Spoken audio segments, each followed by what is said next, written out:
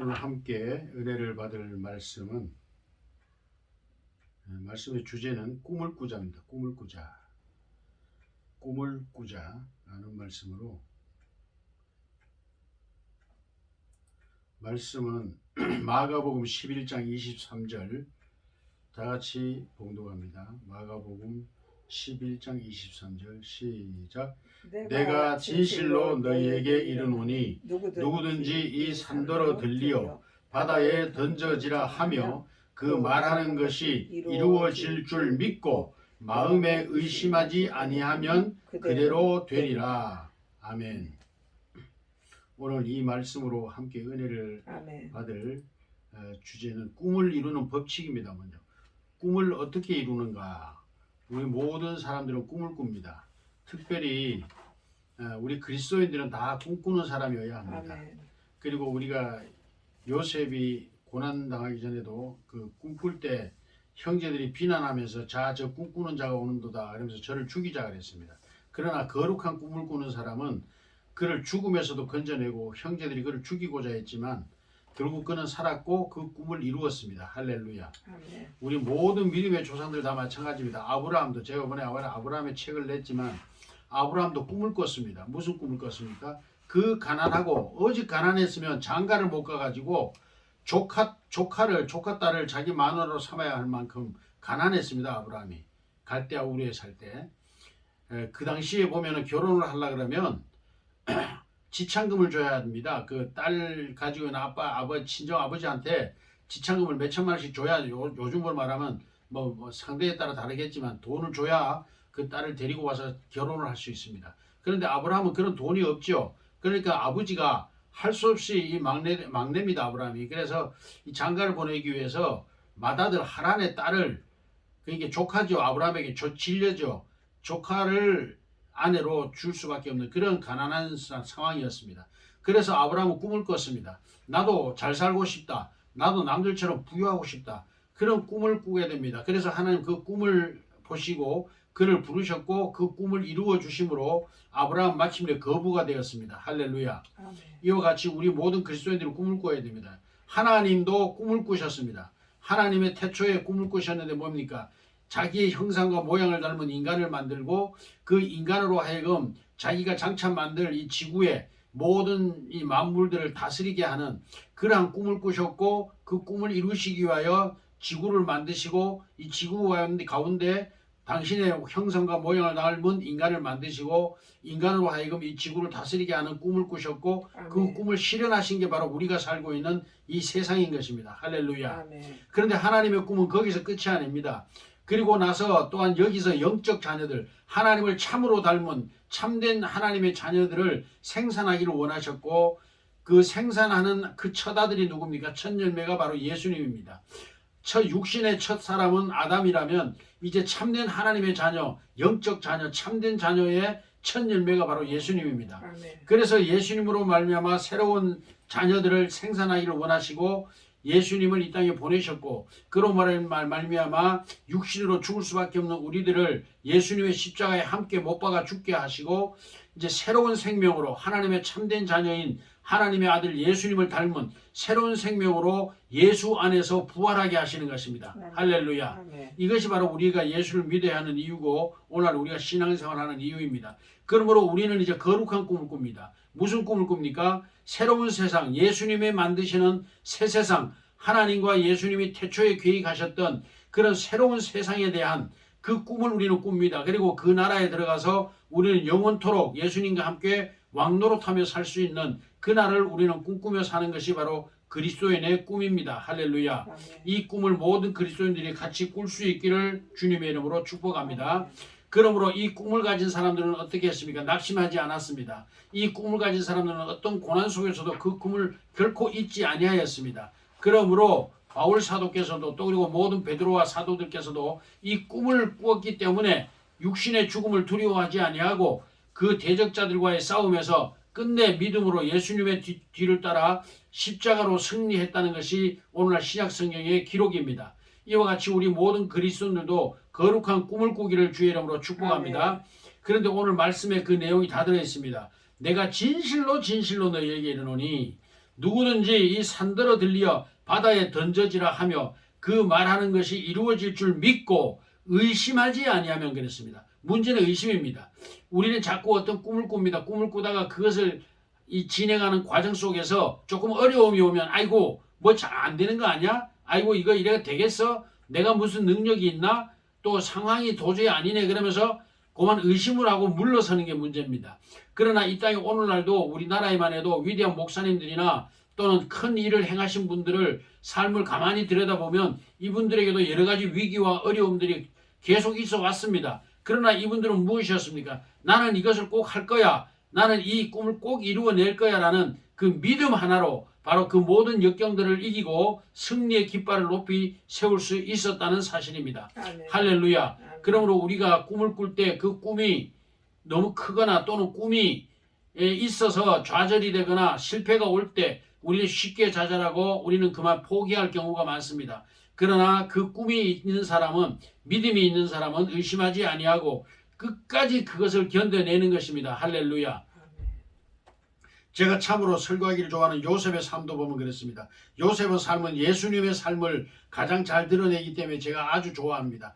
요셉이 그 꿈을 가지고 꿈을 꾸고 있었기 때문에 형들에게 미움을 받았고 심지어는 버림을 받아서 노예로 팔려갑니다.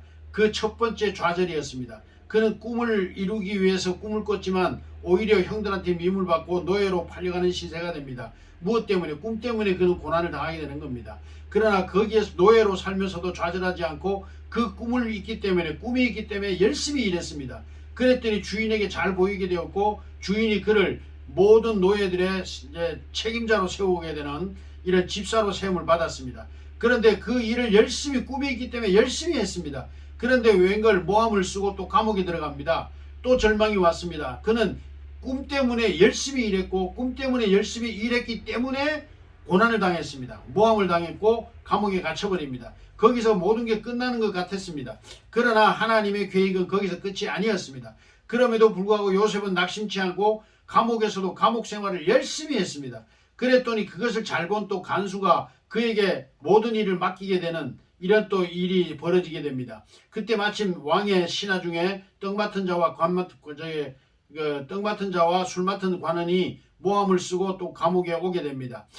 요셉은 그들을 섬기게 되었고 그들의 이야기를 자세히 알게 되었고 그들로 말미암아 아마 나라의 정치가들 또는 임금이죠. 임금으로부터 모든 신하들에 대한 모든 정보를 얻을 수 있었을 것입니다. 이것은 하나님의 요셉으로 위한 준비 과정이었습니다. 만약에 요셉이 그런 준비가 없이 왕실에 들어갔다면 아마 그는 그 꿈을 이루지 못했을 것입니다. 하나님의 과정입니다. 오늘 우리가 고난을 당하거나 꿈 때문에 고난을 당하거나 꿈 때문에 어려운 일을 당하거나 꿈 때문에 많은 실패를 경험할 수 있다 하더라도 낙심해서는 안 됩니다. 우리는 그래서 요셉에게 배워야 됩니다.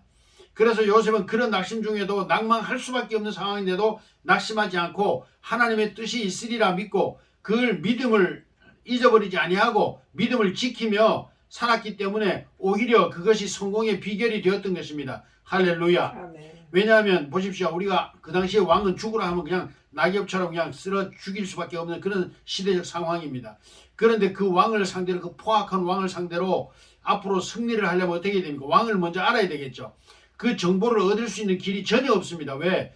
오늘날 대통령도 그렇습니다. 대통령 되기 전에는 시민들 손잡고 악수하고 웃고 그러지만 막상 대통령 딱 되고 청와대 들어가면 그를 만나기는 정말 하늘의 별 따기처럼 어렵습니다. 또 오늘날 대통령을 만난다 해도 그 준비 기간이 엄청납니다. 뭐 예절에서부터 모든 몸짓에까지 준비를 하고 교육을 받고 대통령을 만나게 되어 있습니다. 그런데 그 옛날 왕의 시대, 더군다나 이 시대 요셉이 섬겼던 그 왕은 어마어마한 통치력을 가진 왕입니다. 그런데 그 왕을 만나는 일이 얼마나 어렵겠습니까? 또한 왕에 대한 정보가 얼마나 비밀이겠습니까? 그런데 마침내 하나님은 요셉을 하여금 훈련시키기 위하여 감옥에 집어넣어 버렸고 모함을 쓰고 감옥에 들어갔고 거기에 술 맡은 관원과 떡 맡은 관원이 들어와서 이 사람들은 왕을 가장 근접해서 가장 가까이서 섬기는 비서들입니다. 그러므로 이들은 왕에 대해서 누구보다 잘 알 수 있겠죠. 또 각종 신하들에 대한 모든 정보도 얻을 수가 있겠죠. 하나님은 바로 이런 계획 속에 이들을 감옥에 집어넣었고 요셉을 만나게 하신 것입니다. 그러나 요셉은 이 사실을 몰랐습니다. 하나님의 뜻은 알지 못했습니다. 다만 그가 하나님의 주신 꿈, 그 꿈을 이루어낼 거라는 그 믿음 하나로 꿋꿋이 견뎠던 겁니다. 하나님의 계획을 몰랐지만 믿음을 잃지 않았습니다. 그래서 오늘날 교회에 예수 믿는 권사들이나 장로들도 심지어 어떤 목사님도 예언받으러 다니고 하는 걸 제가 본 적이 있습니다. 제가 엄청 책망을 했습니다. 목사가 돼가지고 권사가 돼가지고 장로가 돼가지고 예언받으러 다닌다고. 그게 얼마나 잘못된 거냐고. 어떤 고난이 오든지 그것을 믿고 내가 받아들이고 순응하는 게 믿음입니다. 할렐루야. 내일에 대한 염려 때문에 정치로 다니고 예언받으러 다니는 것은 믿음이 아닙니다. 결코 믿음이 아닙니다. 요셉은 그 속에서도 열심히 낙심치 않고 섬겼더니 이렇게 하나님께서 섭리하셔서 떡 맡은 자와 술 맡은 관원을 감옥에 들어보내가 요셉을 만나게 하십니다. 그래서 그로부터 아마 요셉은 모든 정보를 얻었을 것입니다. 그때 마침 또 이제 꿈을 꾸게 되고 그들의 꿈을 해몽해 줌으로 이제 왕 앞에 섰고 왕도 무서운 꿈을 꾸었고 그 꿈을 또한 요셉으로 해석을 하게 하심으로 이스라엘이 아니라 애굽의 모든 비서관들보다도 또 대신들보다도 뛰어난 자리, 총리의 자리에 앉게 됩니다. 그리고 그는 또 그 모든 정보를 미리 이 비서들을 통해서 알았기 때문에 잘 통치를 할 수가 있었던 것입니다. 만약에 우리가 어떤 자리에 앉는다 그러면 잘 될 것 같지만 그 자리에 앉자마자 수많은 시기자들과 질투자들과 나를 모함하는 자들이 나를 넘어뜨리려고 할 수 있습니다. 그런데 그게 넘어지지 않는 방법은 무엇입니까? 그들에 대해서 미리 알고 대처하는 것입니다. 할렐루야. 이러므로 요셉은 그 모든 것을 대처할 수 있는 준비 기간을 하나님의 고난 속에서 수업의 시간으로 여기고 배웠고 착실하게 배웠고 그러므로 알면 그는 성공할 수 있었던 것입니다. 오늘날 우리 꿈꾸는 사람들도 마찬가지입니다. 하나님의 성령으로 거듭난 사람 우리 모두는 꿈을 꿔야 됩니다. 무슨 꿈입니까? 하나님 앞에서 내가 행할 될 일이 무엇일까? 하나님께서 내게 주신 사명이 무엇일까? 그 꿈을 가지고 그 꿈을 위해서 살아가는 것이 우리 그리스도인들의 삶이라는 것을 명확하게 깨닫는 이 시간 되기를 축복합니다. 그러므로 꿈이 없다면 다시 꿈을 가지십시오. 하나님 앞에 기도해서 하나님 내가 이 땅에 사는 날 동안 예수 믿고 행해야 될 사명이 무엇입니까? 나는 그 사명을 위해서 일생 변하지 않고 살 수 있는 그런 꿈을 나에게 주시옵소서. 그리고 나도 그런 꿈을 가지기를 원합니다라고 기도해야 될 줄로 믿습니다. 그래서 하나님은 꿈꾸는 하나님입니다. 우리 예수님도 꿈을 꾸셨습니다. 예수님의 꿈을 꾸는 걸 간단히 설명하면 이렇습니다. 하나님의 꿈을 이 땅에서 실현시키는 겁니다. 뭡니까? 바로 죄사함을 얻게 하는 하나님의 십자가의 사역을 이루시는 겁니다. 그 꿈을 위해서 예수님은 십자가 앞으로 스스로 걸어가셨습니다. 제자들에게 말씀하시기를 내가 이것을 버릴 권세도 있고 취할 권세도 있다고 말씀하셨습니다. 그러므로 예수님은 그것을 피할 권세도 있었지만 피하지 아니하시고 그 고난의 십자가를 스스로 걸어가셔서 짊어지셨습니다. 할렐루야. 이게 바로 꿈꾸는 자의 삶입니다. 꿈꾸는 사람은 바로 십자가를 두려워하지 않고 그 꿈 때문에 십자가 앞으로 나가는 것입니다. 여러분 꿈꾸는 사람은 고난이 많습니다. 그러나 그 꿈 때문에 고난이 올지라도 그 고난을 두려워하는 사람은 꿈을 이룰 수 없습니다. 고난을 이기고 십자가를 짊어지는 사람이 바로 꿈을 이룰 수 있습니다. 할렐루야. 아멘. 예수님이 그것을 실천적으로 가장 멋지게 보여주셨습니다. 그래서 예수님은 십자가를 지고 죽으셨지만 하나님의 꿈이 있었기 때문에 예수님을 죽음에 내버려 둘 수가 없었습니다.